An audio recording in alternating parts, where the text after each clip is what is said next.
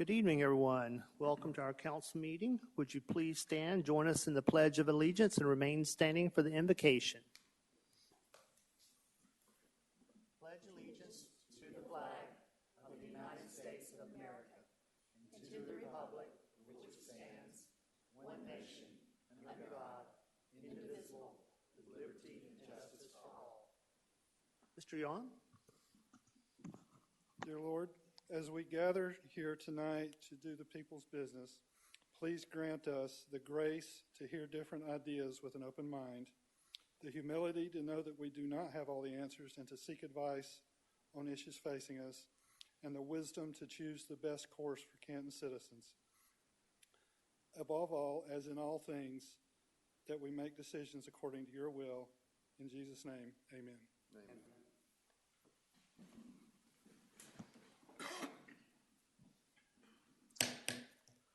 Call to order our February 1st, 2024 meeting. We'll begin with a consideration to approve tonight's agenda. Are there any revisions or motions? Motion to approve. Second. We have a motion and a second. All in favor say aye. Aye. Opposed, nay. All members voted for the motion. We have some guests with us this evening. We have a proposal for interpretive signage to commemorate the historic Stumptown community. As History Cherokee Education Manager, Harvey White. Welcome. Welcome, Harvey.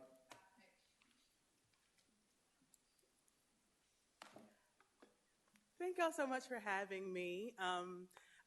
To the council and the mayor, thank you so much. And thank you also to everybody who's here as well in support of the marker. I have a few people behind me who've really helped us through this process, and so I wanted to thank them as well. I'm Harvey White. I'm the education manager at History Cherokee. And this is something that is really important to me, really important to History Cherokee. We have something called the Black History Committee, and it's just a group of volunteers to help us with our mission of kind of expanding our inclusivity efforts. And Miss Patricia Pitts, approached me months ago with this idea for a Stumptown marker. And it fits perfectly in our mission. And so the Black History Committee took it on. And that's just a little bit about how this project started. But those are our goals. We really want at the museum to locate more objects, to really increase the people who come to the museum, and just to get our name out there in general and show up for all of the people in Cherokee County and in so Stumptown, its significance is great. It is one of the oldest Black neighborhoods in Cherokee County, and really served as a sense of community for the people who lived there, and kind of still is. We wanted to highlight that. It's North Chrysler Street near Burge Park. Y'all know where it's at. But we really wanted to emphasize that this community was a safe haven for Black people throughout Canton's history, and still is, and was really like family. So our proposal is twofold. The first is that we'd like a couple of small signs that say, welcome to the historic Stumptown community, much like the historic downtown district signage, to be placed at North Chrysler and Roy Streets facing Main Streets. I believe there's already either speed limit signs or stop signs there that they could be attached to. Yeah, I have historic Stumptown community. That's the first part, and then the larger part is a large interpretive sign complete with pictures and things like that. Somewhere in Burge Park, me and Miss Pitts and Miss Stephanie Joyner went to the park, and we went to Stumptown and kind of figured that Burge Park was the best place for it. It's somewhere that people can gather and actually stop and read the history of the community.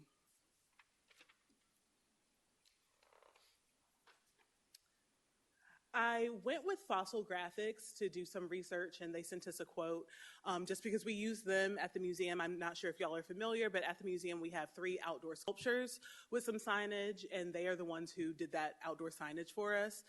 So they're just trusted, and they got the work done pretty quickly and for a fair price. So I just reached out to them to see if they would give me a quote for that signage, which comes to those totals, I think, of $1,500 or so, give or take. I don't remember the exact number. It doesn't have to look like the example I gave, but we do have some pictures and things of that nature to put on the signage, which you will see in a second. So I won't bore you and read all of this. So it is very interesting. I do hope that y'all take the time to read it. But this just gives the history of Stumptown. We worked together with some community members. I didn't write it all myself. I wrote drafts. We went back and forth with a lot of people who were from Stumptown, who remember Stumptown, to make sure that we really captured what they wanted for this project.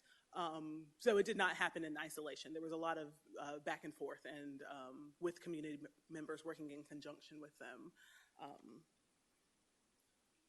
And then we have some pictures. So these are from our collection at History Cherokee that we feel also represent the community of Stumptown and how tight-knit that it was. So these are some examples of images that could go on. And I think that History Cherokee, we could be involved in that process of actually doing the graphics or working with Fossil to like lay out the graphics and do all of that good stuff for the signage. That's in our wheelhouse because we've done that before for a whole museum. I think that's all. It went pretty quickly, but I welcome any questions that y'all have. If you have any. Thank you, Harvey. Appreciate the presentation, especially this presentation, I believe on the first day of Black History Month. Apropos. So we're happy to celebrate that in the city, and what a wonderful way to consider doing that, this project. I also know that this project and identifying and celebrating some of our historic neighborhoods throughout the city is part of our roadmap initiatives that Council identified, I think, last year, the year before.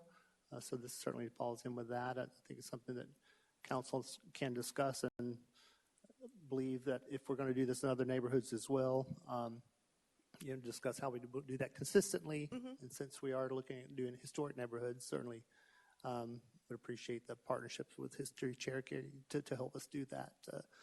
But certainly would be an honor starting with Stumptown to do that. But any questions for Harvey at this point? Thank you so much. Thank you. Yes. Sorry, Ms. McGrew. Harvey, thank you so much. About when do you need a decision? I believe that's pretty open. I know Miss Pitts probably wants this to happen as soon as possible. Of course. But we started working on it in September, October. Okay. And so I think there's some time, but. Thank you. Mr. Johnson. Thank you for that wonderful presentation. I just have a question. I'm wondering, and maybe you know the answer to this, how many living members are still alive from Stumptown?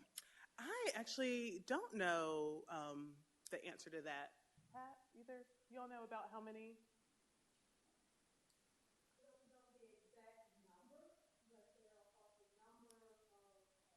My family, I grew up in Stumptown. Miss Pitt's family grew up in Stumptown. So my home church is still in Stumptown. So there are a number of families that grew up in Stumptown. They may not be directly living in Stumptown now, but they are still in the area. Across the river, as we refer to it here. There's still, if you need an exact number of people, I can get that. We can get that. Thank you for that. I was just curious. Thank you. Well, thank you so much for the presentation, and Thank we you. will try to get you an answer on this very quickly. And again, it would be an honor to partner with History Cherokee and to celebrate this community in every way possible. Thank you. Thank you. Thank you.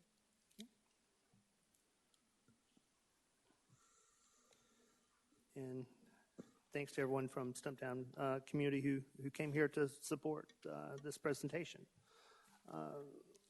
Moving forward, we have 2 public hearings this evening. Mr. Mayor, Yes. can I ask for Certainly. a point of personal privilege? Certainly. We have 2 staff members I would like to recognize in this portion of the meeting, if that's possible. Certainly. Before we get Please- into please public do so. hearing. I'll go down to the front if that's Yes.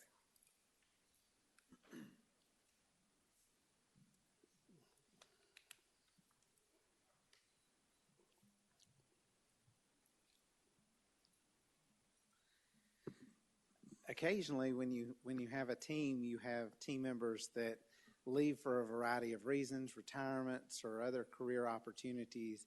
And we have two such employees that I wanted to recognize tonight that will be leaving us tomorrow for different adventures.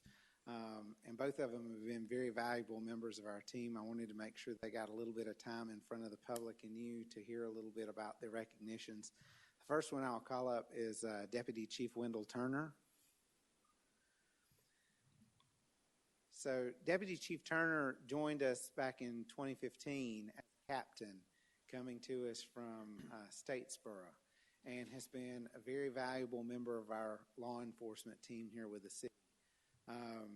Unfortunately for me, he also has a passion for flying, and after 30 years of a law enforcement career, he's decided to pursue that passion of flying permanently with an opportunity with his own business. So we appreciate him for his years of service to the city of Canton, and we wish him nothing but luck in this next adventure as he goes and flies those big blue yonders out there. So please join me in recognizing Wendell Turner.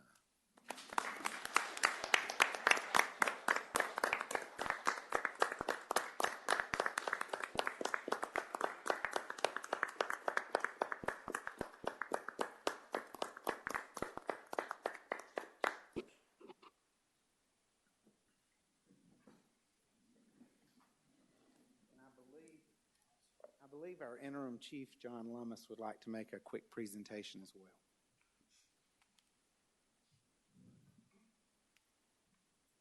Thank you, Mr. Peppers, Mayor, Council. I would just like to take a moment and recognize and also thank Deputy Chief Turner for his loyalty and dedication to the city of Canton. And we wish him well on his endeavor. And tonight we'd just like to present him with the shadow box as a token of our appreciation.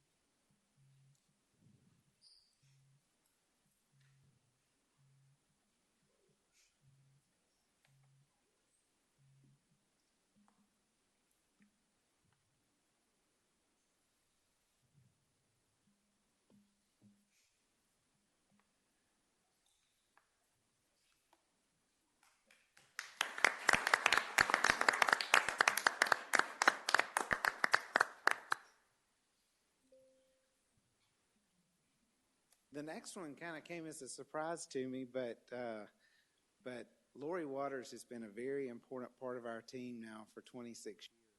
Lori, come on up here. Where you at? Come on up here. Lori has served as our Human Resources Director my entire time here and for a number of years, and she basically started with the city when the city only had maybe 5,000 residents, 4,000 residents. Back in the late 90s. Lori's leaving us to take on a new role. She's moving her work to the city of Jasper to become their city clerk. We're very excited for her. It's a little bit closer to home. And one of the things that Lori mentioned to me is she's very excited because she lives in the Jasper area. She's enjoyed the fact that she's been able to work in Canton and participate in the things that have made our community great. Now she wants the opportunity to do that in the city where she lives at. And I think that's just a very noble thing in public service to be able to help the community that you live in. We appreciate her service and her dedication. There's not a single employee here at City Hall that she hasn't helped at some point during her career. And we just look forward to seeing great things out of her in her new role. She will be so missed with us here. But we wanted to give her a little bit of a moment up here to appreciate her and give the audience a chance to recognize her and send her off in style as she moves on to this next phase in her career. So, Lori, thank you very much.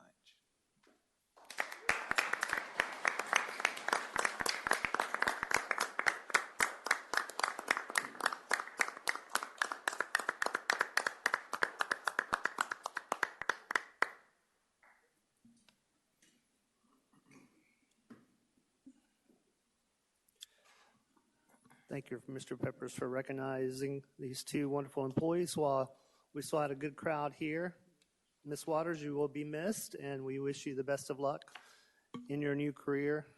And Deputy Chief Turner, continue to fly high. You will be missed as well. So both of you don't be a stranger. So come back whenever you can. So, okay, moving forward, we have two public hearings tonight. The first, public hearing A, public hearing and discussion of case CUP 2312-001, request to operate a social club, civic or fraternal at 108 Riverstone Parkway, Suite 110A. Mr. Green? Thank you, Mr. Mayor, members of council. Some of you may remember this application coming before this body at the first part of 2023. They were looking to operate the same type of club they're requesting tonight, and they were going to be located in the Kroger Shopping Center in a vacant suite on the south part of town. They came before the body of the elected officials, presented their application and their proposal, and they were approved in July of 2023. There was 4 conditions that were placed on the property. I have provided you an email today with a copy of the resolution and a copy in front of you on the dais this evening for you to peruse, consider. There was one question or one possibility that was asked of the applicant if they would be willing to rescind or relinquish their CUP in the Kroger Shopping Center, and Mr. Saib has stated in an email that they would be glad to do so. He may reiterate that tonight as he presents their application. Okay. Thank you, Mr. Green. At this point, we will open the public hearing, and each applicant, anyone supporting the CUP, will be given 10 minutes each to present their case, and after the public hearing is closed, we will open up to council for a discussion. So at this point, we'll open the public hearing and ask the applicant to come forward and speak. Again, state your name clearly into the microphone and your address. Good evening. My name is Tarif Saib. I'm the chairman of Eden Community Centers. I'm speaking on behalf of our center. I met you obviously a few months ago, and unfortunately, even though we won your votes, people who did not like our presence fought us hard with the center over there. And rather than fight legally, and we could have really won the legal fight, we decided to find another place that's hopefully more hospitable to us. But this time, if it gets to, we hope it won't get to that point, but if it does, we will have to stick with it at this point in time. And just to refresh everybody's memory about who we are, Eden Community Centers was founded by highly successful immigrants who came to Atlanta or the Georgia area for a while here. I've been here for over 40 years. And we have medical doctors, dentists, psychiatrists who offer free medical service to the uninsured. We have college professors that mentor high school kids and college kids to help them find the right colleges and the right careers. We have successful business owners who take co-ops and mentor the youth and newly graduates to find jobs. And I personally have led so many IT training courses, and I do 6 weekends every year in different areas. So we do a lot of focus on helping both financially and with our time. Every year we do 2 campaigns. One is going to be in March to provide food, clothes, and money to refugees in the Clarkston area. And we do one in March, and we do one in just before the cold season and the October time frame. And we do a lot of, I'm also part of the Johns Creek Interfaith Alliance, so we do a lot of bringing different religion people, different churches, different mosques, different this to come together to promote tolerance and understanding. I actually invited my colleague, Reverend Brian Dowse, who's also the chaplain for the Johns Creek Fire Department, and he will speak on our behalf to tell you about some of the things that we do together to encourage our communities from different religions to come together and share their experiences. We also work together on multiple social justice and charitable programs.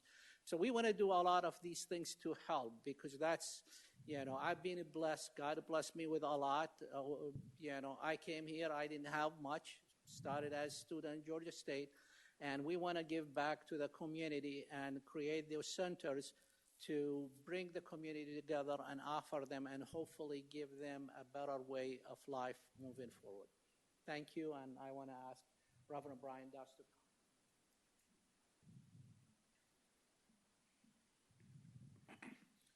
Good evening.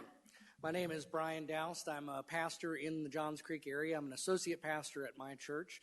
I'm an ordained Presbyterian pastor, and our group, the Interfaith Alliance in Johns Creek, first got together because y'all probably remember about 6 years ago in October of 2018, a neighborhood that at that time was best known for Mr. Rogers, another Presbyterian pastor, was hit by tragedy when the synagogue there had a gunman that gunned down several of their worshipers.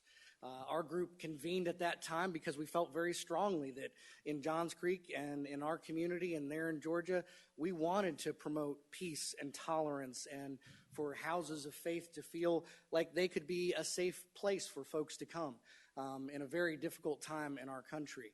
We got together, and not long after that, there was a shooting in New Zealand at a mosque, and we came together again. And it felt like we kept coming together over tragedies and looking for ways to encourage peace and tolerance, and instead of seeing folks as so different, find the common ground that we had together. I have quite enjoyed my relationship with my friend Tarif as we've gone through this time together and been able to encourage our community to see one another, to have respect for one another, to encourage one another. I feel very strongly that these are folks that feel connected to their communities and want to serve in ways that the people who are in the most need, the people who are trying to make their communities better, will be encouraged and supported and welcomed in those times. We all feel strongly that we have been given so many blessings by our Creator that it is imperative that we share those with each and every member of the community, especially those in need. And so I feel strongly that if you support this, you'll be supporting initiatives and people who feel strongly about offering compassion and peace and tolerance and make your community a better place. I really hope that you will be in favor of exactly that sort of thing.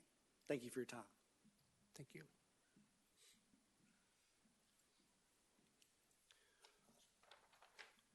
We have one citizen signed up for the public hearing. Again, I'm not sure if that was in favor or opposed, but I think we have time. Mr. Thomas Weaver.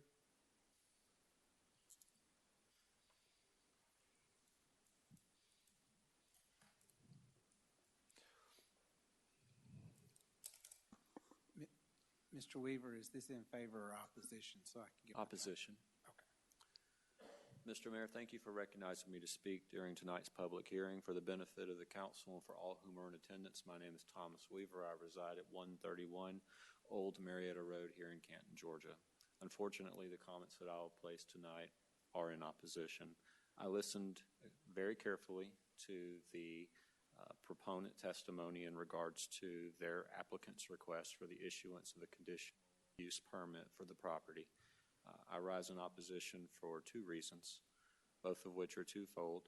The first of which is that they masquerade themselves as a social club, civic, or fraternal. However, both of the proponents made multiple references to mosques, churches, and the like, and indeed, even on the applicant's own website for Eden Community Centers, LLC, and you have to excuse me because I do not have any secondary or tertiary educational credentials for the proper enunciation of modern standard Arabic. However, they say Eden Community Center's primary mission is to establish Muslim faith-based Musalah Musahajid for the practice of Salah Shalaham or something like that.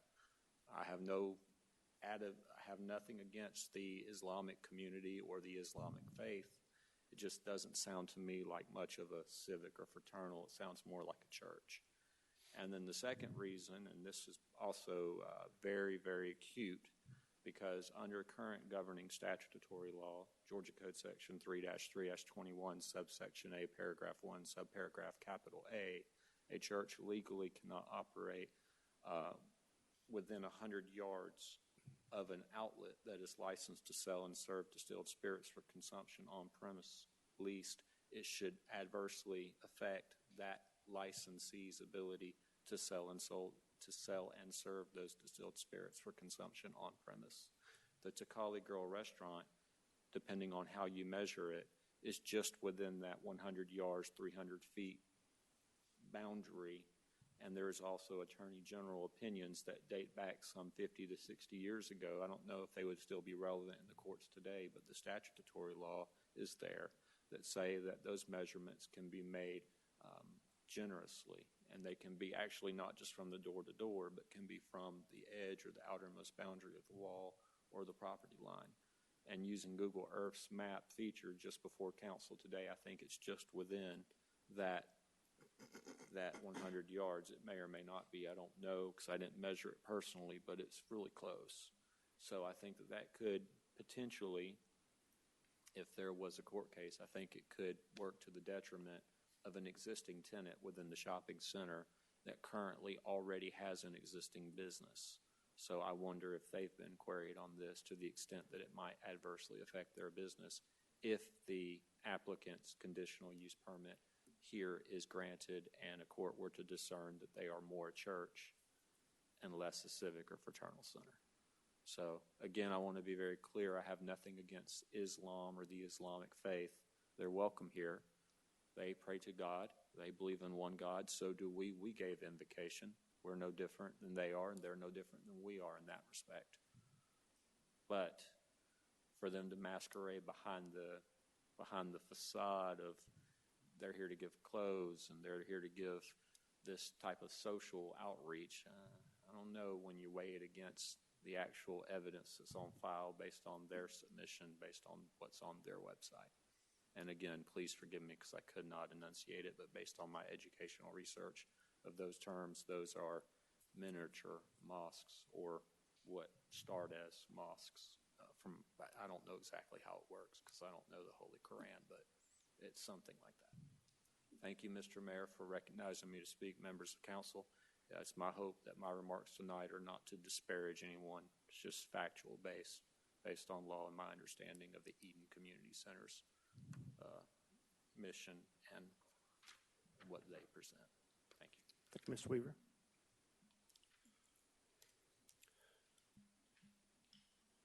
How much time is left for the applicant?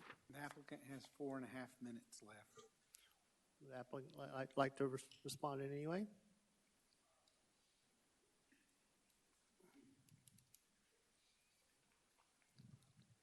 Actually, to speak to the legal aspects, the landlord, if we were treated as a church, mosque, wherever, they wouldn't lease us the place.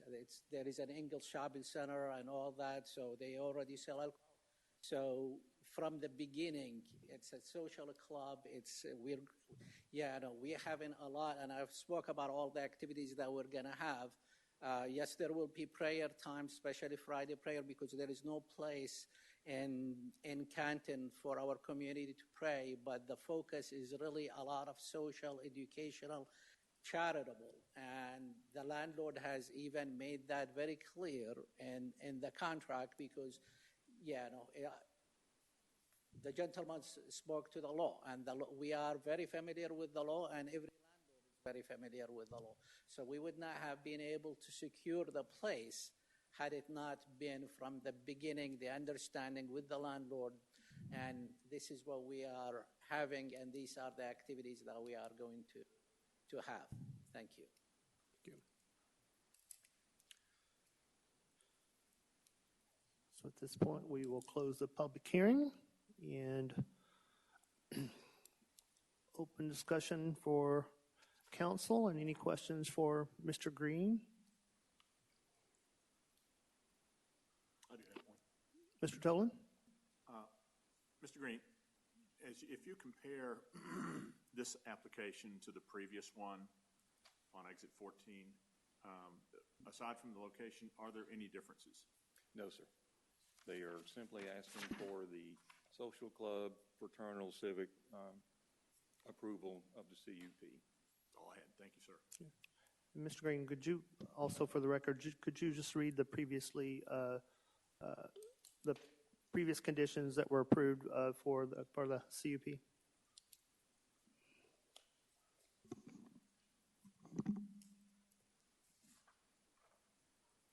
All right. On the previous CUP resolution, it was approved with the following conditions. The approval is only for Eden Community Centers, Inc. Number 2, there shall be no outside loudspeakers or any other device that is used for the amplification of voice or music. Number 3, the property shall only be used as described in the applicant's letter of intent. Number 4, the occupancy load as determined by the City of Canton Fire and Life Safety Manager shall be adhered to at all times. Thank you, Mr. Green. Ms. McGrew? I wanted to ask if the same conditions would be applied to this CUP as were applied to the last, and that's been answered. Thank you. Well, of course, that will be up to you. If you make a motion to approve it, you can add these conditions. Because these conditions were generated by the mayor and council. Okay, so that I got it. Thank you. I have a couple of questions for Okay, Mr. Said. Mr. Roach? A couple of questions for you, sir. You can ask those to Mr. Green Mr. Said. to forward those to Mr. Yeah, if you don't mind. A couple of questions I have is, I mean, obviously it's going to be open to the public. And if so, you know, what are the hours of operations? And will they have prices for, you know, events for people in the community to lease it for weddings, you know, receptions, things like that? I think the community centers are great. We've got a lot of great community centers in the community. So, I mean, if you're coming in here to help, you know, I'm all for that. I think that's great. I just like to know, you know, there's a lot of foot traffic in that shopping center, and you know, there's a lot of people in need in Canton. So, you know, if we have a good kind of understanding of hours of operations, you know, if you do rent the facilities, and then what, you know, what other things you're going to provide to the community as far as outreach, that would be great questions to answer moving forward. Sir, you can't speak now, but Mr. Green will get those questions. He'll get that to you. That's all I have. Okay. Thank you. Anything else? Mr. Johnson? Is there any study or research regarding targeting to such groups? Again, I think that'd be an asset to the community, but safety is always a number one priority and concern. Is there any study or research that shows safety efficacies with groups like that in a community? I am not aware of any at this time, but I can certainly see what I can find for you. Okay, thanks.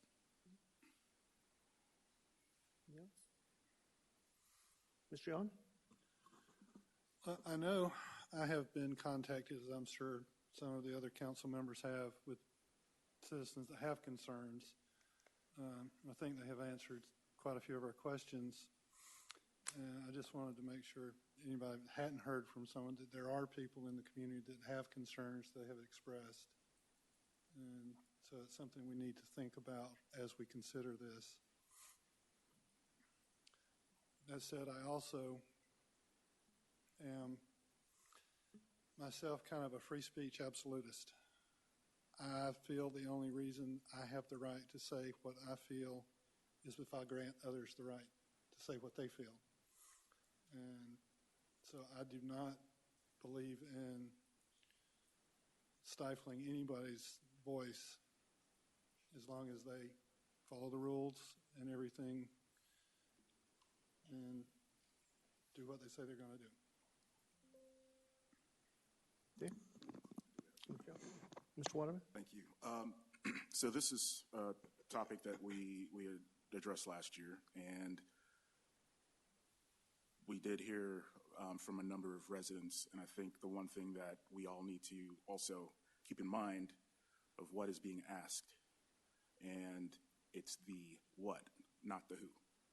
So that being said, we'll all take it under advisement as when we vote on this the next time, but we understand everyone's concerns, but, again, I think as far as where I'm coming from, it's the what is being asked and not necessarily who's asking it.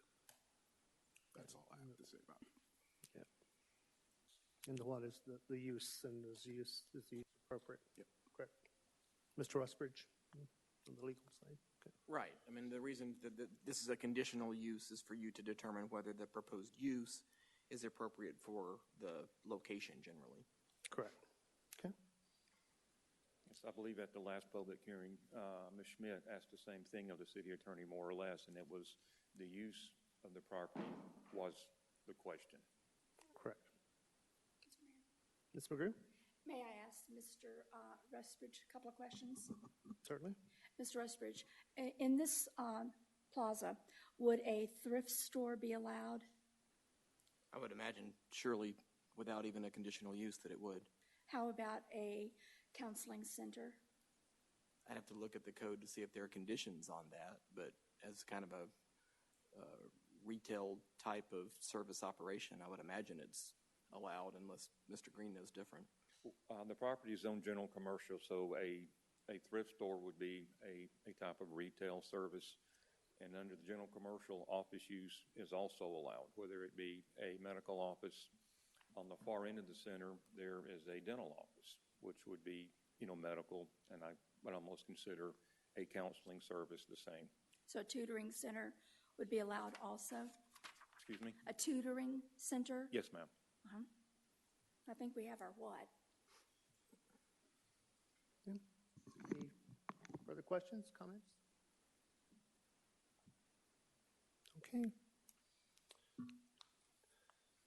So that's our public hearing, and this will be up for a vote at our next meeting. So, moving on to public hearing B, public hearing, discussion, and possible action and resolution for proposed local amendment to plumbing code for water efficiency submission to Department of Community Affairs. Ms. Watson? Thank you. So, due to the requirements of the 2022 Resource Management Plan update, communities within the Metro Water District are required to adopt and maintain the Metro Water District water efficiency code requirements. And prior to adoption, the DCA will require a 60-day review and comment period. So I have attached to, in your agenda, the resolution and also the amendment to the code. And I'll be happy to answer any questions at the conclusion of the public hearing. Okay. And Ms. Watson, the agenda says possible action on this tonight. Is this time sensitive matter? Yes, partially because this amendment should have been adopted by December 31st of this year. So while DCA is understanding of extensions, we would like to get it to them as soon as possible so we can get this code approved. Okay. And this would not impact anything that's currently in process or any developments or developers or previous developments, like future development? No, it would take effect at the point of your council's approval. Okay. Okay. Any other questions from Ms. Watson on this? I guess we do need to open the public hearing at this point. So we did not have anyone sign up to speak for the public hearing, so we'll close the public hearing. Now, any questions or comments from council? Excuse me on that. Ms. McGrew, sorry. If there are no comments or questions, I'd like to make a motion that we approve the resolution for this proposal to the local amendment to the plumbing code for water efficiency submission. Second. We have a motion and a second. Any further discussion? All in favor say aye. Aye. Opposed, nay. All members voted for the motion. And just one other thing to point out, I will come back in 60 days for official approval of the actual code. Okay. Yeah, thanks. Thank you, Ms. Watson. You have in your packet the draft minutes from our January 18th meeting. Are there any changes, revisions, or motions? Motion to approve. Second. We have a motion and a second. All in favor say aye. Aye. Opposed, nay. All members voted for the motion. Next, informational items. We have a review of December financials. Ms. Forrester?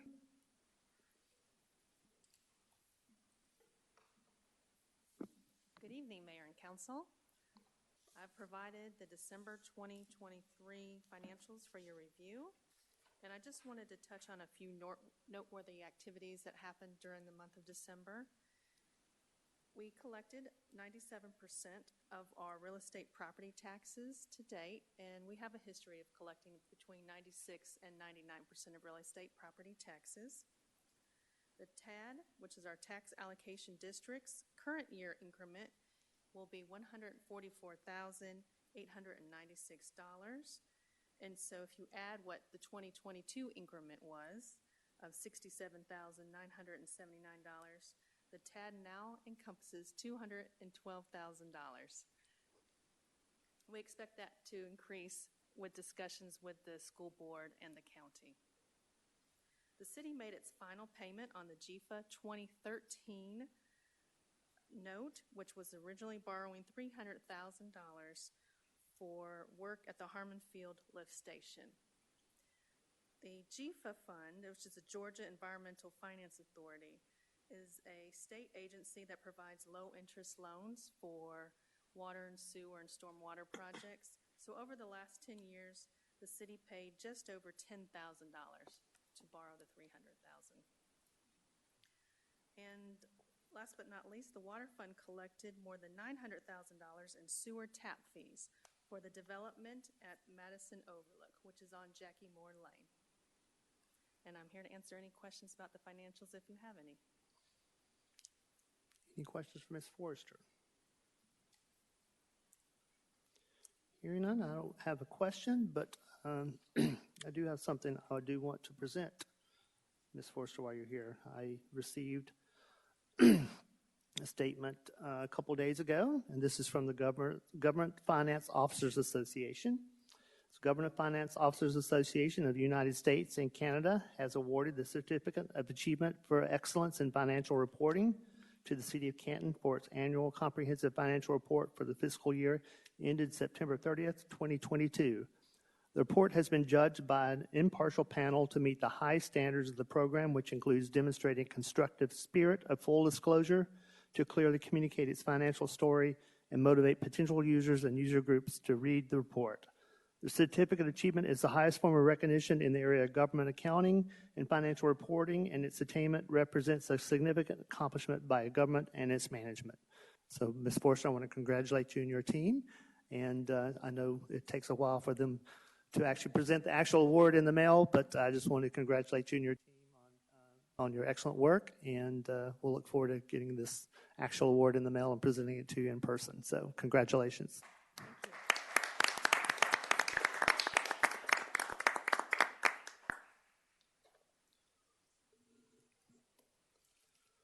Any announcements this evening?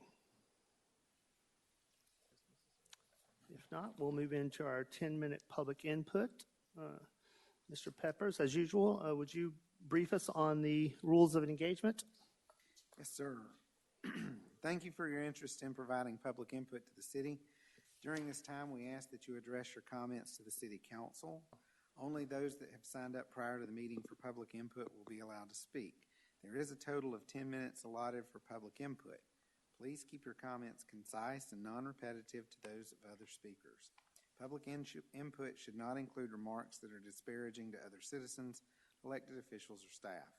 The public input portion of the meeting may not contain discussion on specific zoning cases pending before the council, so you may not speak on the public hearings that we've had earlier. Those comments must be addressed in properly advertised public hearing and are included in the case file. Public input is a monologue. Council will not address comments made during public input during the meeting. If council determines that a concern or issue that's brought up requires follow-up action, the item can be placed on a future agenda for further discussion or action by the City Council. Thank you, Mr. Peppers. I believe we have 6 citizens signed up for the 10-minute total public comment, so please keep that in mind as you give your remarks. And again, when I call your name, please come forward to the podium and state your name and address clearly into the microphone, please. Caleb Creighton.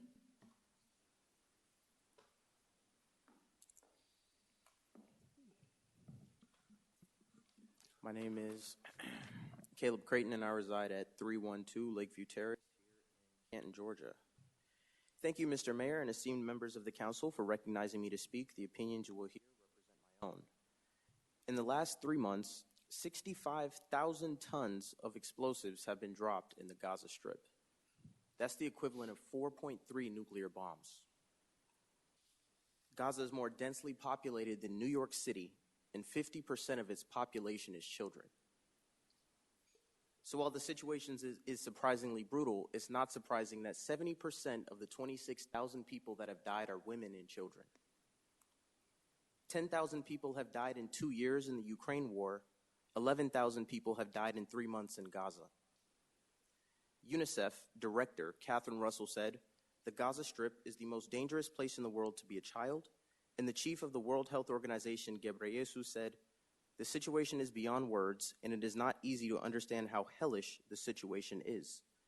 In the few moments I have left, I'll explain what hellish meant. First is livelihood. The Wall Street Journal found that 71% of homes in Gaza are destroyed. The United Nations published over 90% of the population is displaced. No person born in Gaza has ever left Gaza because since 1948, they haven't been allowed to leave by armed guards. There is no livelihood or future for a Palestinian today. Second is starvation. On October 7th, Israel stopped all food, water, power, and internet to the 2.3 million people and 1.1 million children of Gaza who again cannot leave. 12 trucks of food have entered per day, according to a statement published by UN Secretary Gutierrez on October 27th. 12 trucks of food for 2.3 million people. The United Nations humanitarian chief said, "We do not have a humanitarian operation that can be called by that name anymore." And the UN press release from January 16th, a few weeks ago, said, "Gazans now make up 80% of all people facing famine and catastrophic hunger worldwide." Third is disease, and this is the last one. There's no power in Gaza, there's no fuel in Gaza, there's no medication entering Gaza. There are 0 fully functioning hospitals left in the Gaza Strip, and there have been 94 attacks on hospitals since the war began. Of the 36 total, only 16 function at all. The impact is that those requiring life support are dead, babies who require incubators have died, and injuries and infections cannot be treated, and the children who survive bombings are amputated without anesthesia. 100,000 cases of diarrhea have been reported in children, 1 in every 10 child, and 700 people on average share 1 toilet. I can't encompass the horror of what's happening in the short time that I have, but this is the beginning of what genocide looks like. 1% of Palestinians have died in 3 months. The entire race is homeless because their houses were bombed. The entire race is starving because food was blocked. The entire race is thirsty because the water was turned off. The entire race has no healthcare system anymore. The entire race is being punished for the act of a minority. And this is being done with United States weapons and United States tax dollars. I graduated Sequoia High School and later Yale University, so I know this board doesn't have the jurisdiction or ability to stop what's happening, but what it can do is pass a ceasefire resolution, just as 48 other cities, including Atlanta, have done. So all I ask is today, you guys consider to pass the resolution. Thank you for my time, and sorry for being so heavy. Thank you. Mr. Thomas Weaver.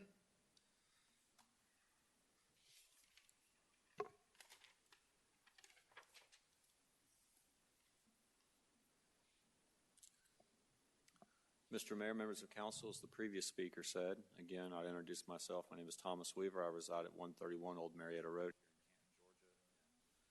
Akin to his comments, the comments I'm going to place tonight reflect solely upon myself and no other person or entity. Notwithstanding the previous speaker's concessions that this council has no authority to act in that space, I would ask council to consider acting in the space that it can act. Earlier, council adopted the agenda that's pending for you tonight, And I would ask that council please adopt the consent agenda presentments that are included in the adoption resolution at the beginning of council. Thank you, Mr. Mayor, for recognizing me to speak. Members of council, I look forward to the remainder of the meeting. Chris Everett.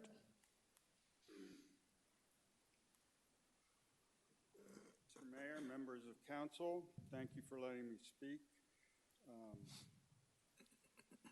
The reason I am up here speaking is I'm speaking in favor of the senior tax exemption. And I went to the State of the City address a couple nights ago, listened to the Housing Authority chairman who gave his presentation. I forget what his name was, but he said that a third of all the public housing units are filled by seniors. And my thoughts is how many of them ended up there maybe because they couldn't pay their property tax. I don't know, but it could be a factor. I listened to a lot of programs being offered by the Housing Authority to get down payment assistance and get people in houses. And don't get me wrong, all that stuff's great, and we probably should do more of it. However, I didn't hear any programs geared to keeping seniors in their homes. And then there was the discussion of ADU units, which I don't know what those letters stand for, but it's basically, if the senior can't afford to keep up their house anymore, the family can come in, live in their house, and get money to retrofit the garage and put the senior over in the garage while the family is living in the residence. And that disturbs me that that's how we treat people, especially since I'm one of them. According to the 2020 census data, seniors are 15% of Canton. We are truly a bona fide minority, and nobody's looking out for us. The Housing Authority guy also said the average cost of a house in Canton is $545,000. At that level, the tax exemption now is sunk to only shielding 51% of a house's value from city tax. Whereas Holly Springs, because of their generous exemption, exempts 74% of that amount. So that got me digging a little deeper, and I come to find out that Holly Springs' FY 2024 budget is 25% less than Canton's, but their exemption is 45% bigger than Canton's. And the math just doesn't make sense to me. And all the hard work on the tax exemption's been done. It was done by the school district. And all somebody has to do is pick up the phone and call their CFO and ask for the analysis that was done. And I talked to the guy in the county parking lot over the summer. They have crunched the numbers every which way but Sunday. All of it's been done. The hard work's been done. All you have to do is follow their model and get something done. You don't have to adopt it and fully exempt seniors from taxes. You can tweak it to your desire, but get something done.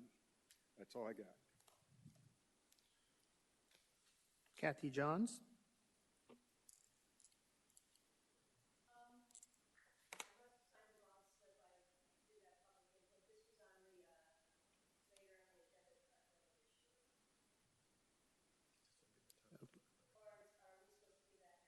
This is the only time you can speak if you want to speak on any issue. Sorry. Hello again, I'm Kathy Johns. I live at 513 Wildflower Circle in Park Village. Sorry for the misunderstanding. No problem. I think you probably all got my email, and I will preface my short speech with, I just learned about this issue just a couple days ago. So Mr. Sauls and Mr. Nema will speak on it further because they know more, but it came to my attention that our HOA apparently has been paying for some city electric bills for 15 or more years. It was just a misunderstanding, misbilling for the pump station that is down on the outside of our neighborhood. And it was just discovered that apparently we've been paying it all these years. So we're simply asking that we be reimbursed for this money that we've been paying. And the only reason I was brought into it, and again, I can't confirm this, but I was told that somewhere in the discussions, someone brought up the fact that, well, we paved your alleys for you a few years ago, so maybe, we shouldn't have to pay you back for that. I'm thinking that one thing has nothing to do with the other. Our alleys were paved for very legitimate reasons. This is clearly a totally separate issue. It was a mistake by the power company. I don't know why it was never caught before. And frankly, I don't see that there'd even be any question of it. We've been paying some of the city's bills. We should be paid back for them. We're only asking for the Georgia Power was only apparently allowed or able to document the last 4 years, which comes to roughly some $11,000. Based on those numbers, for the time we've been paying, it's probably more like $50,000 that we've paid out. So I just ask that you please be agreeable to paying us back at least the small amount that we're asking for. Thank you. Mm-hmm. Mr. Mayor, that's 10 minutes. Okay. 2 minutes. We had 2 other speakers. Was that for public input, or was that? Okay. With 2 speakers left up to sign up, would council like to extend public input, or? Mayor, yes. I'd like to make a motion to extend the public input for 2 minutes. 2 minutes So each? 4 minutes. 4 minutes. Second. We have a motion and a second. All in favor say aye. Aye. Opposed, nay. All members voted for the motion. So 4 minutes total for extension for 2 speakers. The first one is Bobby. I'm sorry, I can't read the last one. Sorry. Thank you. Mr. Name. My name is Bobby Nema. I live at 112 Park Village Drive here in Canton.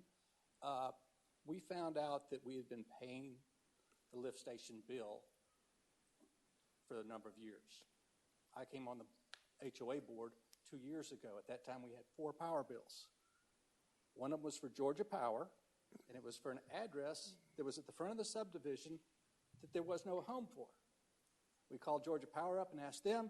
They said, we can't tell you where it is. I'm like, well, hang on, you're the power company. And so they couldn't even tell me where it was.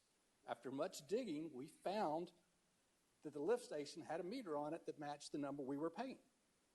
And so at that time, we came and asked, hey, we're not here telling you we want to get all reimbursed for the whole thing. It's just help us out financially, not even monetarily, just give us a credit for the water. Because we go through a ton of water in the subdivision. We will go through that 11,000 plus in a year's time for the clubhouse. And so we were just asking for a little bit of help there and just understanding. Now, once we brought it to the city's attention, immediately they picked it up and ran with it. And so it was just an oversight on everybody's behalf, and I would appreciate any help we can get with that. Thank you. Thanks, sir. Tom Sauls.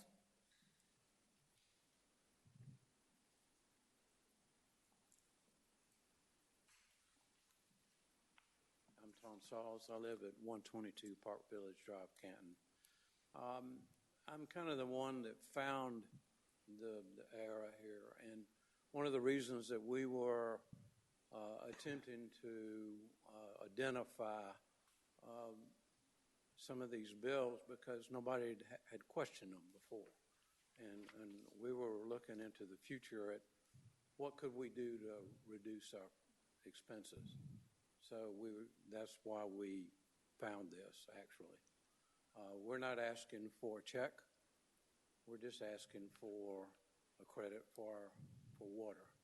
And I'm sure we'll use it all up in 1 year. Okay, thanks, sir. Any questions? Okay. Mr. Mayor, I had one. Nope, there's no discussion during public input. So we'll move into the consent agenda. We have 3 items on the consent agenda. As usual, I will read these items. If anyone would like any of these moved off for further discussion, we will do so. Item A, approval of agreement for professional engineering services for plan review and technical support with Freese and Nichols. Item B, approval of agreement for professional engineering services for plan review and technical support with Charles Abbott Associates. And item C, approval of amending school safety map zone. We've discussed those 3 items at our last meetings. Anyone like any of those removed from the agenda, or is there a motion? Motion to approve. Second. A motion to approve the consent agenda and a second. Any further discussion? All in favor say aye. Aye. Opposed, nay. All members voted for the motion. Move into old business. Item A, discussion and possible action on request for reimbursement of electrical bills by Park Village. Mr. Ingram? Good evening, Mayor and Council. A few weeks ago at your prior council meeting, I presented a request from the Park Village Subdivision HOA for reimbursement of electric bills that they had paid for a sewer lift station, a city sewer lift station.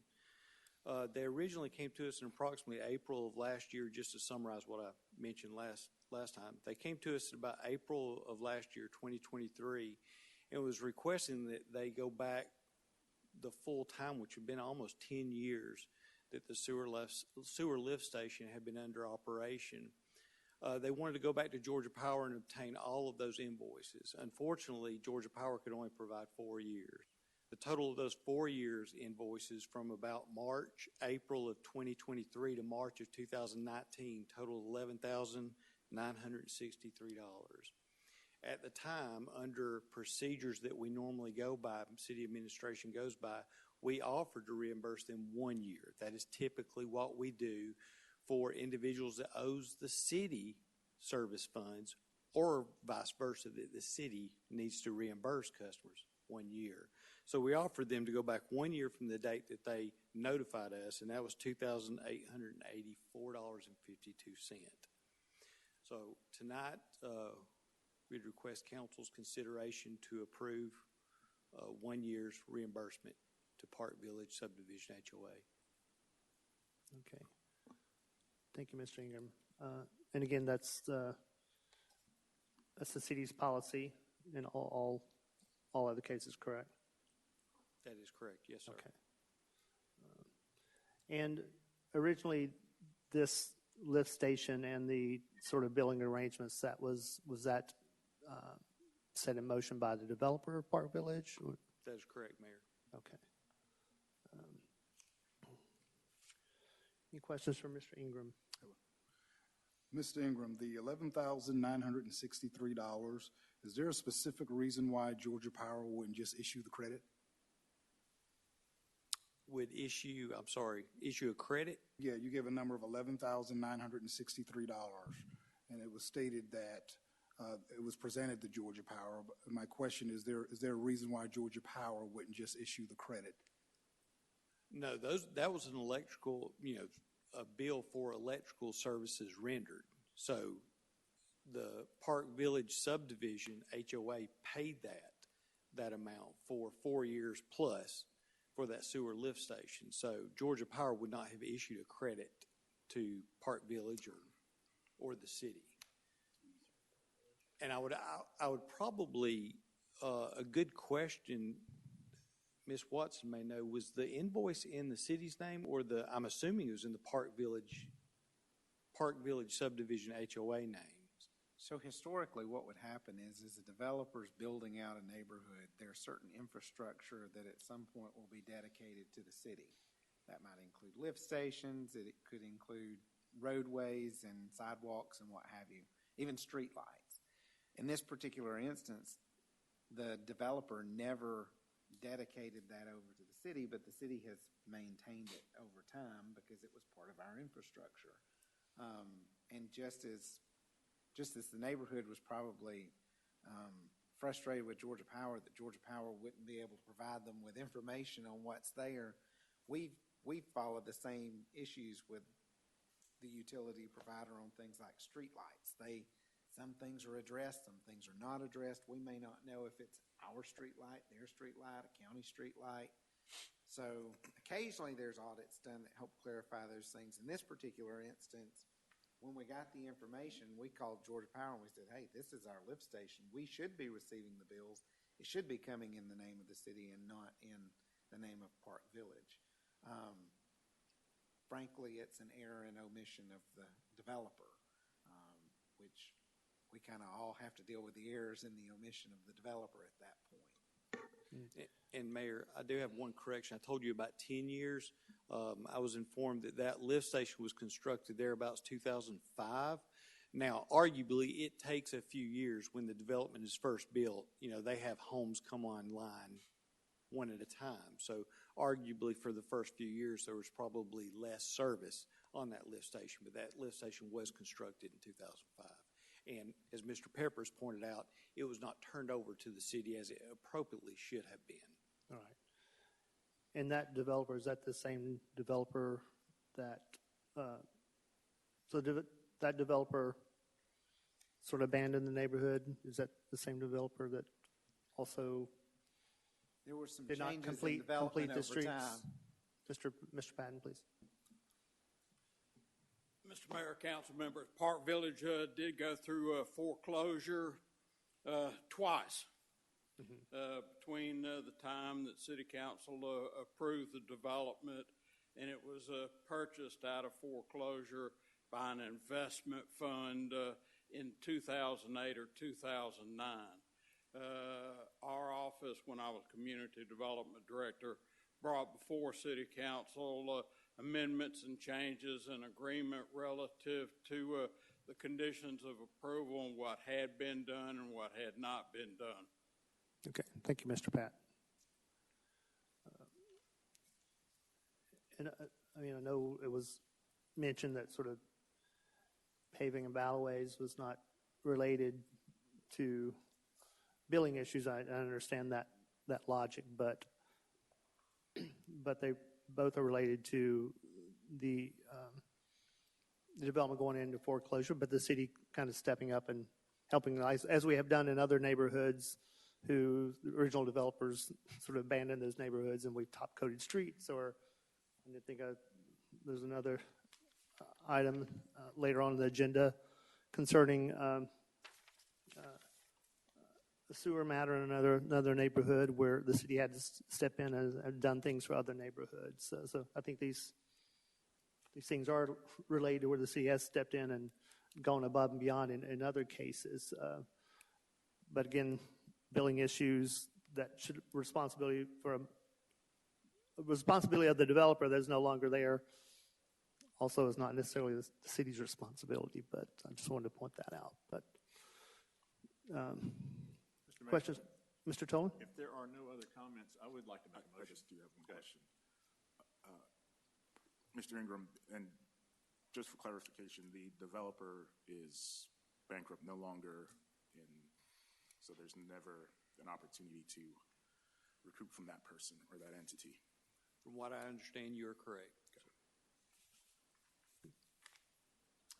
I would like to make a motion that in accordance with the city's policy that we render reimbursement to Park Village for electric bills incurred by the use of the lift station in the amount, Mr. Ingram, correct me on, or keep me honest on this, the amount of $2,884.22. Is that correct? And 52 cents, sir. 52 cents. Yes, $2,884.52.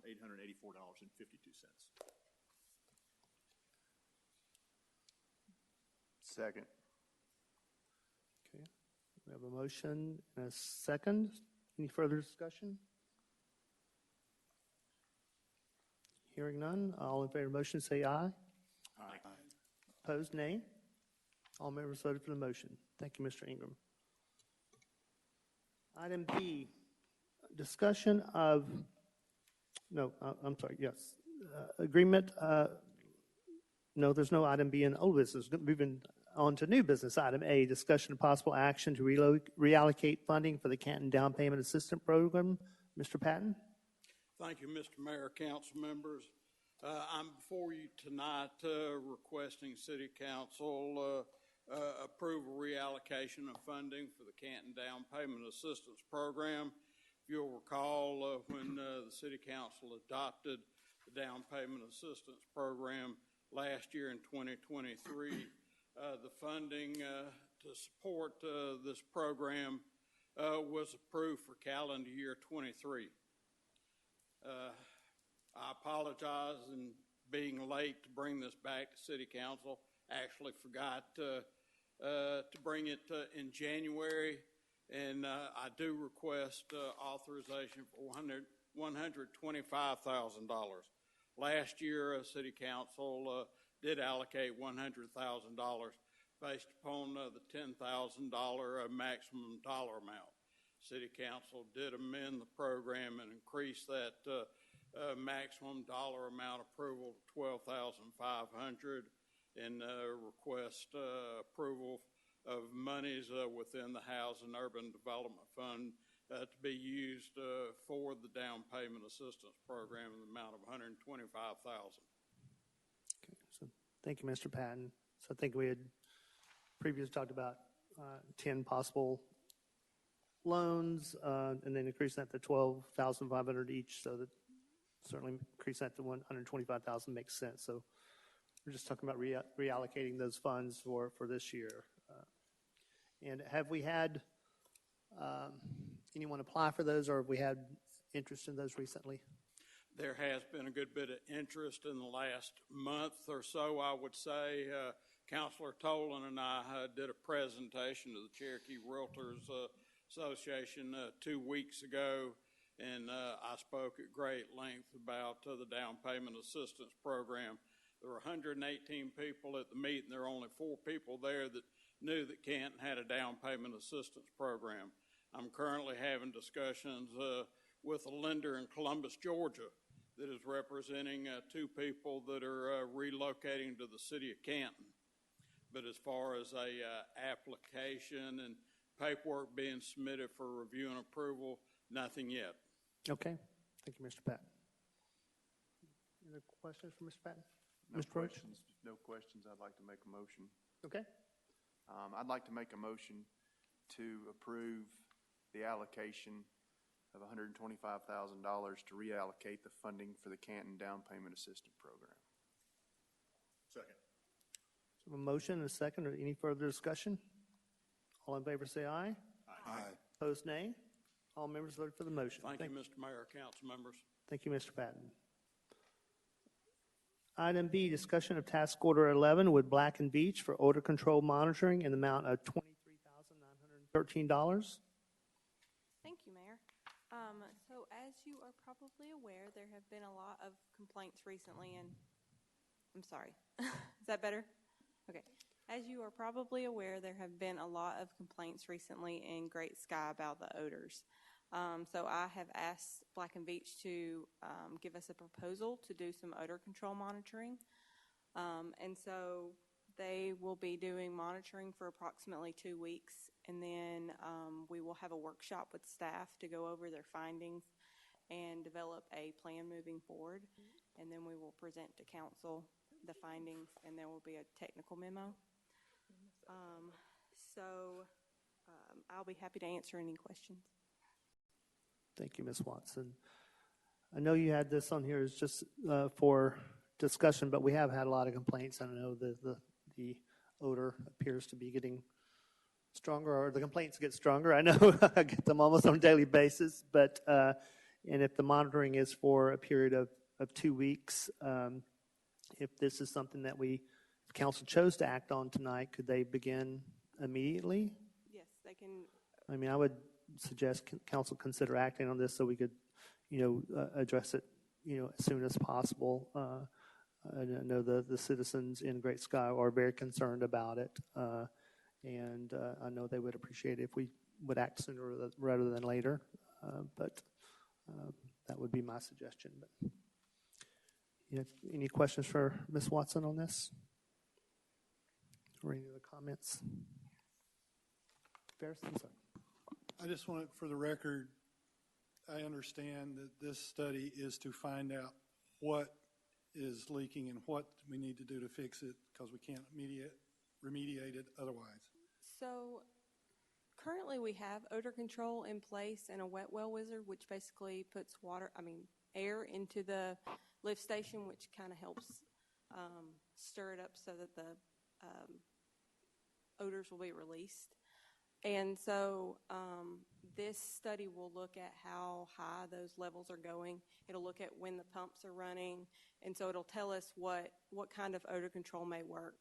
So I've heard a lot of comments from residents about it's because of the additional homes that are coming in, when actually it's kind of funny that tonight is the night that I asked about water conservation, because that's exactly why we have stronger odors.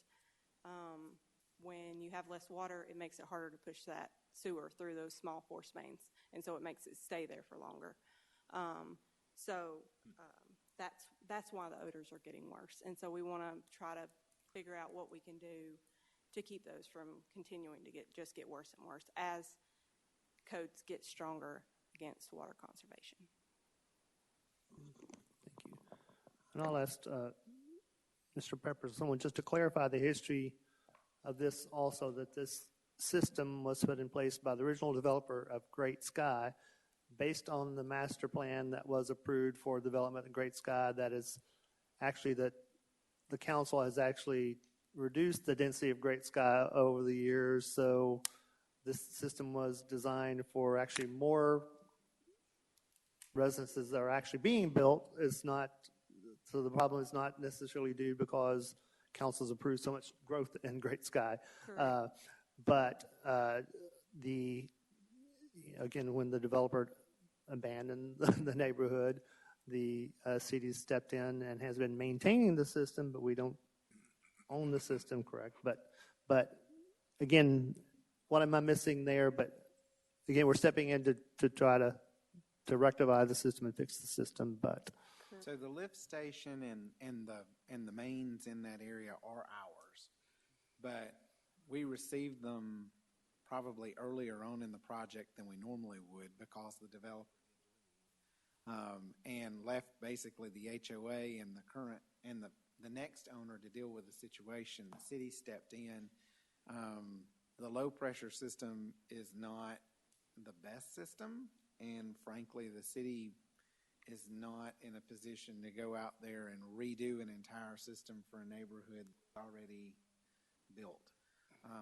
But what we can do is we can work through the system that we have and make improvements. And so to me, this is more about figuring out when the odor occurs, what our operations are at that time so that we can tweak operations, where some of the odor issues are coming from so that we can make sure that the system is properly operating and that everything that's supposed to be sealed is sealed properly. But in short, with that low pressure system, when the pumps cut on, there are air release valves, and there will be air that is released to operate the system. So those are things that can't be changed with a current system. But what we can look at is ways to improve what's out there, and that's basically what we're asking the consultant to help us figure out. Thank you. So we didn't choose a system, and the issues are not there because of all the houses that we're approving. The houses are being built are actually less houses that were originally approved for that system. But again, what I said, if we can act tonight and start studying the problem and trying to find solutions as soon as possible, then I would ask that we would do that.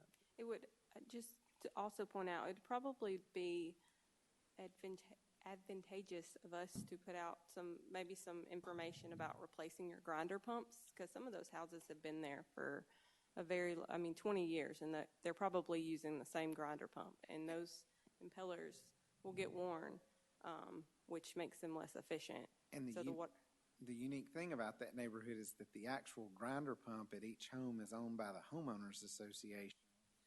The line to the pump, and it's on private property, so the line to the pump from the house is the citizens, the homeowner. The line from the grinder pump, which is in the citizen's yard, to our main in the road is the citizens. The main is ours, but the grinder pump is the HOA's. It is a very unique system, and so, as a lot of what needs to be communicated on some of the maintenance needs to come from the HOA back to the residents since they maintain those grinder pumps. Thank you for the background. Ms. McGrew? I'd like to make a motion, please.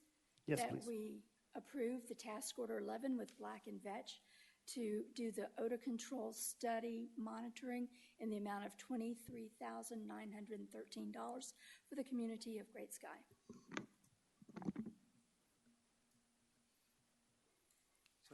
Second. We have a motion and a second. Any further discussion? All in favor say aye. Aye. Opposed, nay. All members voted for the motion. Thank you, Ms. Watson.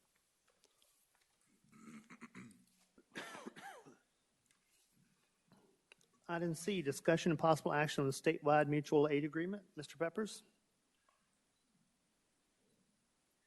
Good evening. We do not like to think about natural disasters, but they do occur. And so we have historically had a mutual aid agreement with Cherokee County Emergency Management Agency to partner with them as a city so that when emergency issues take place, they can work on our behalf in working with both the state and the federal government on emergency issues. We generally approve an agreement. The agreement's in place for a number of years. Our agreement is about to expire, and what we are seeking is for council to reinstate the agreement, and the life of the next agreement is set up so that it matches the term of our current service delivery strategy. You have a copy of the agreement here. There are no changes to it. In short, it basically states that if there's a natural issue, we will work together cooperatively with the county and other agencies to provide services, but that the county can act as our fiscal agent as it relates to us providing information to them and being reimbursed by FEMA or GEMA based on those emergencies. Staff would suggest that council, if they are willing to move forward with the approval and readoption of the agreement and allow the mayor to sign on behalf of the city. I'm happy to answer any questions you might have. Yeah, thank you, Mr. Peppers. Again, this is no significant changes from previous agreements, correct? That is correct. Okay. Any questions for Mr. Peppers?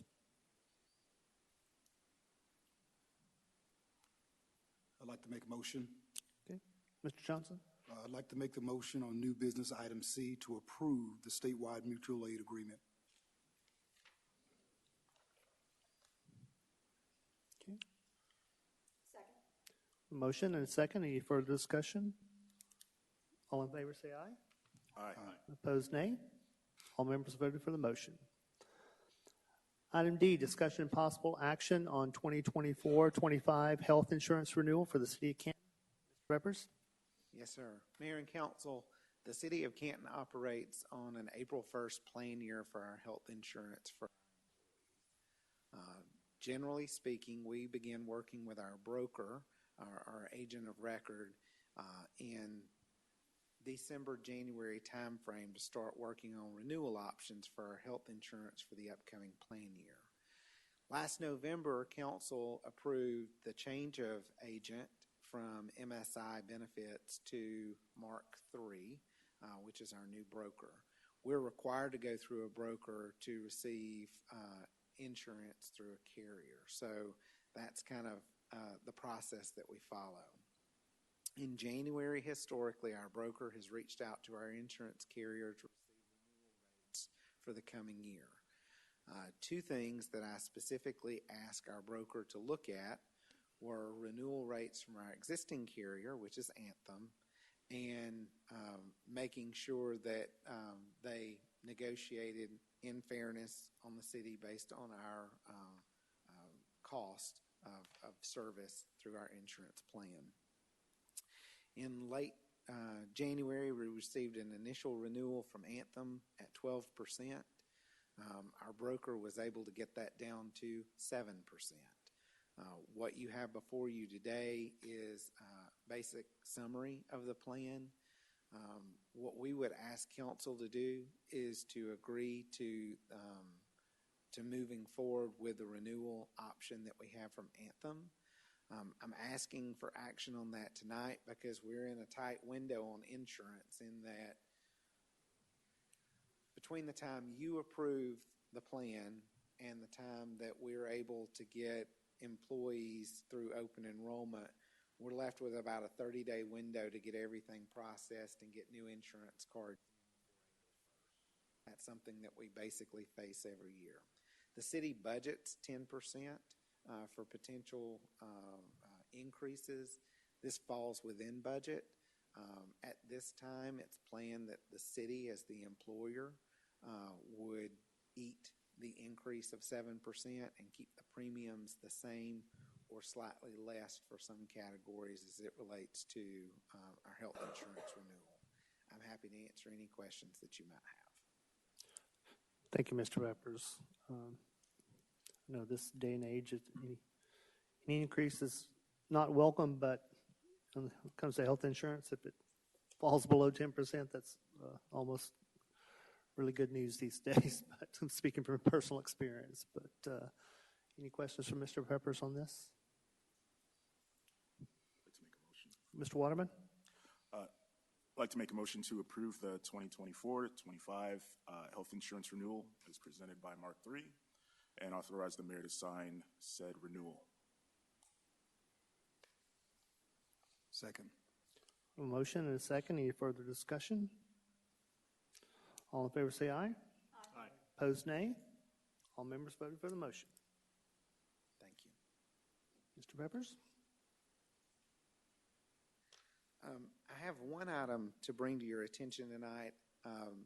We started working in January, late December, with our team at the police department. As you know, we tend to get a lot of accidents in the area of the curves on 575.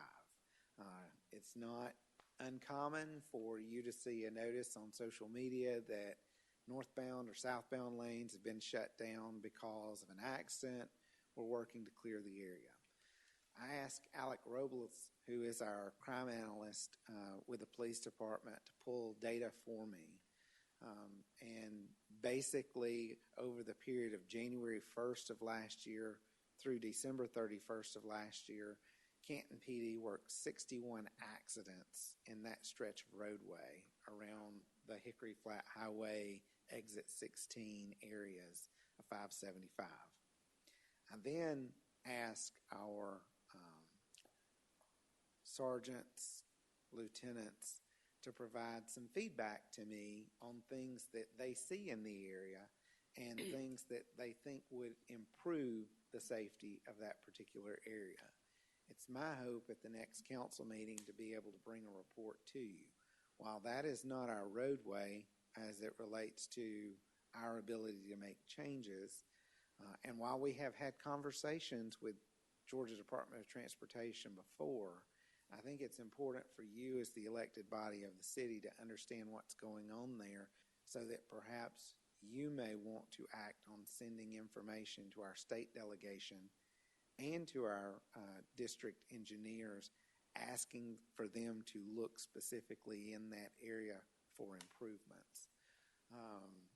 61 accidents. Of those 61 accidents, about 55, 56% of those were single vehicle accidents. And we did have a fatality last year. And when those accidents are taking place, it takes a lot of manpower, and it closes down roads, and those impact other surface streets within the city. So, I feel like it is the responsibility of the city to reach out to our statewide elected officials and say, hey, we've got an issue here. Look into it. This is your roadway. We get those same complaints from our residents when they think that there's an issue and that we need to consider them. I think that we have a responsibility to do the same thing with our statewide roadways, especially that interstate. So I'm hoping to get you some more information. Just some quick things that staff has mentioned. For example, could be the material that's on the roadway and traction. When it rains, it becomes very slick out there. It is have a slope to it, including the curves. Signage could be improved. Lighting could be improved. It's a very dark area when you're coming through at night. Sometimes drivers who are not familiar with that roadway don't quite understand how steep and curvy it gets, how quickly it gets when they're approaching from either the north or the south. And so we'll try to package all that up for you and present that to you at the next council meeting. I'm happy to answer any questions you might have tonight. Any questions from Mr. Peppers?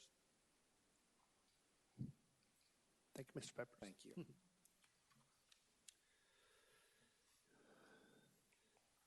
I know council introduced items at the agenda approval process, but just checking. I have 3 items tonight for my report. First is for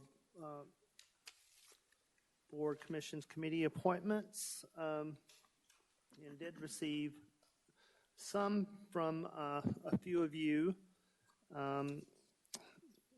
and I have some to make tonight. So I think, and I discussed this with Mr. Peppers and Ms. Fortner before the meeting, I think what the easiest thing to do is I will read my appointments and then ask everyone individually if you want to add yours to those, and then we will look at those as one slate and vote on those. Again, if you have any add to those, and again, we don't necessarily have to fill everything tonight, but I think we'll make a really good dent on them tonight. So, so for mine, beginning with each of us have 2 ethics board appointments. And again, these are 2 individuals that we put into basically the hat that if and when there's ever a case that comes before the ethics board, Ms. Fortner draws randomly 5 names out of the hat. So these are not necessarily a board or commission that needs approval, but we all add 2 members to that. Mr. Peppers read the qualifications for those ethics board appointments that they have to meet. Again, if you submit a name that doesn't meet those, he will let you know about those. But for my ethics board appointments, I am appointing Ms. Pat Gold and Jonathan Kessler. For the Canton Building Authority, also going through that authority, it was discovered that that authority can be made up of elected officials. And that authority only meets when there are city projects or property that transactions that need to happen. For instance, the Canton Golf Course is kind of the most obvious one out there. And so I am going for the Canton Building Authority, since the golf course is kind of like the property that's out there. I would like to appoint to the Canton Building Authority, which is made up of 5 members. I'd like to appoint both Ward 1 council members to that authority, Councilor Sandy McGrew and Councilor Travis Johnson. I'd also like to appoint from Ward 2, Councilor Brian Roach, and then from Ward 3, Mayor Pro Tem Dwayne Waterman, and then for the 5th member, appoint myself to that board. So again, it only meet, an authority meet when there's something to discuss or property to be disposed of or required, but we would have that board in place if and when needed. So, and ultimately, if there's any transactions or anything that has to happen or take place there, the entire council ultimately has the authority to make those decisions. So, Board of Appeals, I make an appointment of Matthew Mallott to replace the expiring term of Richard Kemp. Reappointing Dustin Davey to a new term. Reappointing David Johnson, whose term had actually expired in 2021, but he's been serving nationally. I think was just reelected. Was elected chair of that board, and then reappointing Allison Christou to that board of appeals. Historic Preservation Commission. I'd like to appoint Ms. Joellen Wilson to replace expiring term of Michelle Waterman. I'd like to appoint Ms. Danielle Kitchen to replace the expiring term of Jane Shelnut. And I'd like to reappoint Mr. Joe Sellers to the Historic Preservation Commission. For Tourism Board, I would like to reappoint my appointee, Ms. Mickey Farley, to a new term. For the Cultural Arts Commission, I would like to appoint Jonathan Kessler to replace his wife, Amy Kessler, who wants to keep that appointment in the family. For the Main Street Board, I would like to appoint 2 new members at large, Mr. Dave Hatabian and Mr. Dustin Davey. Dave, as you know, was a former employee of the city who has retired and obviously has been very involved and been volunteering for Main Street programs and is very excited to serve on that board. And then Dustin is owner of King of Pops. Many of you know Dustin, so he's excited to serve on that board as well. So those are my appointments for the board openings. And then I will, let's just start. Mr. Yon, I believe you had some that you wanted to add. Okay, thank you. I would like to appoint on Canton Tourism Jamie Warrington Smith. For the Cultural Arts Commission, I would want to reappoint Haley White. And on a side note, her mother passed away, and the funeral is tomorrow, so our sympathies to her and her family. On the Public Safety Board, I understand we're holding off on that, but I am nominating Bob Banks to fill that post when we do complete that nomination. The Environmental and Sustainability Board, I'm going to reappoint Wendy Millen Carpenter. And for the Ethics Board, I would appoint Bill Kent and Deborah Fincher. Okay. Mr. Tolan? Okay. So let's see, we're going to hold off on both public safety and diversity. Okay. So for tourism, I would like to nominate Mr. Phil Hardwick, who has previously served on that board, and we're elated that he's going to be back serving again. Okay. For arts, I would like to reappoint Rob Walker-Bunda to that particular board. As it relates to the ethics board, I would like to nominate Ms. Carmen Tanner Slaughter, as well as, who else did I nominate? I wasn't prepared for this, huh? Thank you. Ms. Meg Rogers. Okay. I think that wraps up mine for tonight. Thank you. Okay. Ms. Ree, happy for this evening? Yes, for Board of Appeals, I'd like to reappoint Karen Randall. Okay. That's all I have for tonight. Great. Mr. Waterman? I only have one for ethics at this time. Ethics Board. It's Mr. James Rogers. Okay. Thank you, Mr. Waterman. Mr. Roach? For tourism, I would like to keep Sabrina Kaler. She's on there currently. Keep her in her position. For arts, Miss Jamie Foreman to remain. She is currently serving on the arts board. My environmental and sustainability is Mr. Jason Moody. And my 2 ethics members, I would like to nominate Bob Banks and Rebecca Johnston. Okay.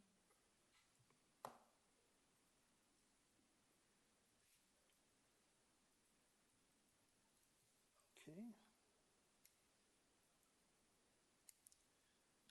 Mr. Johnson, do you have any this evening? And I only have one for the cultural arts. I'd like to nominate Ms. Judy Bishop. Okay.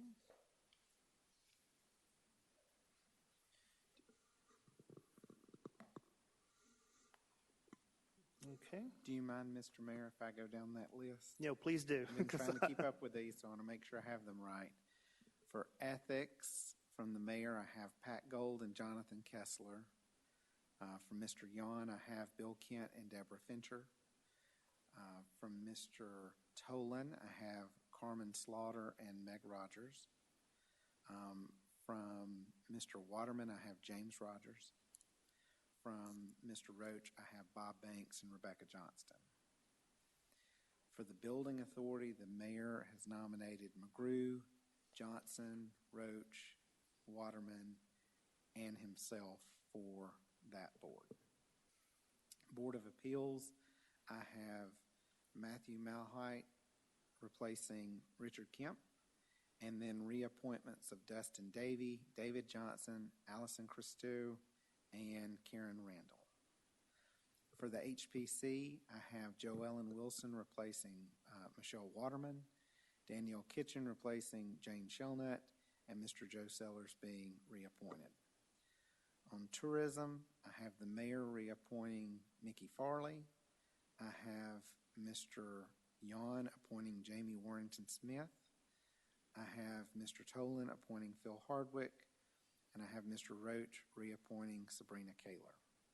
For cultural arts, I have the mayor appointing Jonathan Kessler to replace Amy Kessler. I have Mr. Yon appointing Haley White. I have Mr. Tolan reappointing Rob Walker Bunda.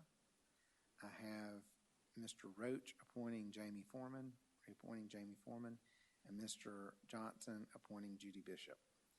For Main Street, I have the mayor's new appointments of David Hatavian and Dustin Davey. And then on sustainability, I have Wendy Carpenter being reappointed by Mr. Yon and Jason Moody being appointed by Mr. Roach. Is that everything? I think I have them all. We got that?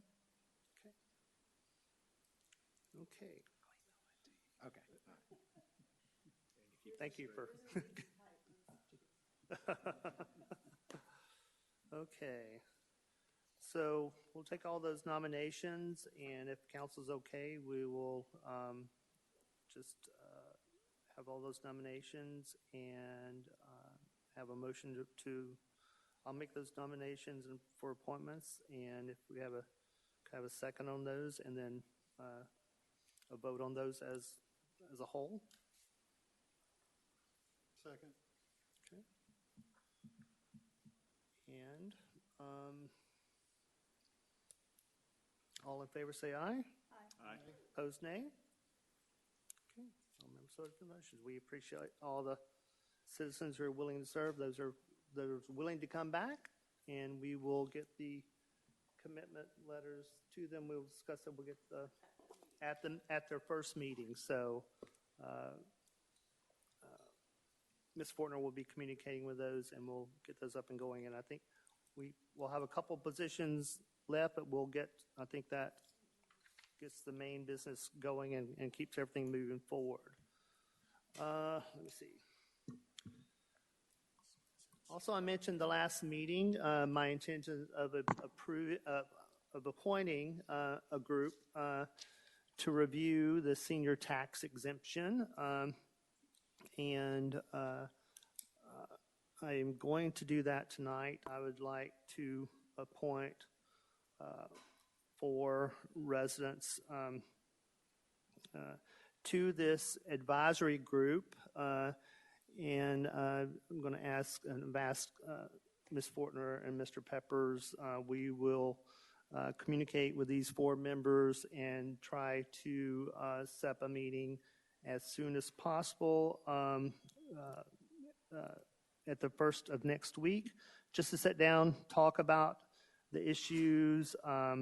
It is not as simple as this council saying, yes, we want to do that, or we don't. The council does not have the approval. It has to go to referendum, and it also requires legislative action. There's also potential county hosts that may go to referendum this year, and also the school board. There's also the fire district issue that's involved. So there's complications, but it's certainly some discussions that we want to have. So I'm going to appoint 4 members to this. We will set up the meeting, and of course, any council members who want to attend this meeting and sit on these discussions are certainly welcome. So I will be appointing Mr. Chris Everett to that group, the Mayor's Senior Tax Exemption Advisory Group, Ms. Joellen Wilson, Ms. Christy Estes, and Mr. Raj Paul Sagu. I've spoken to all 4 of these citizens. They're willing and eager to serve, and so look forward to working with all these members and getting into this topic further and making some progress here. So, and the last thing I wanted to do is just to thank everyone who came to the State of the City address on Tuesday. I want to thank everyone who attended in person, who listened in on the radio, and who followed the live stream and who watched on YouTube. I want to thank all members of Team Canton, especially those who made it possible. I was telling some council members earlier that, I wanted to do a little bit different format. I wanted to do it. Typically, it's done before a council meeting, and so I stand up there and talk for 45 minutes or an hour. Then we have a council meeting, so it's usually a very long night. So I thought it was a good idea to kind of switch it up until I actually realized I would have to kind of start from scratch, and it wasn't as easy as possible. So, but anyway, it wouldn't have been possible without the help from our team, especially our city manager, Billy Peppers, who certainly helped with content and pulling everything together, and Mr. Assistant City Manager, Mr. Nathan Ingram, and Billy's assistant, Miss Donna Bell, administrative assistant, Lauren Johnson, our communications manager, who just did a great job with the content and who put together the year in review booklet. Hope you all received that. She just did a great job on that. So congratulations to her. Kristen Norton Green, our theater events and facilities director, who was our hostess for the evening at the Canton Theater, who did a wonderful job.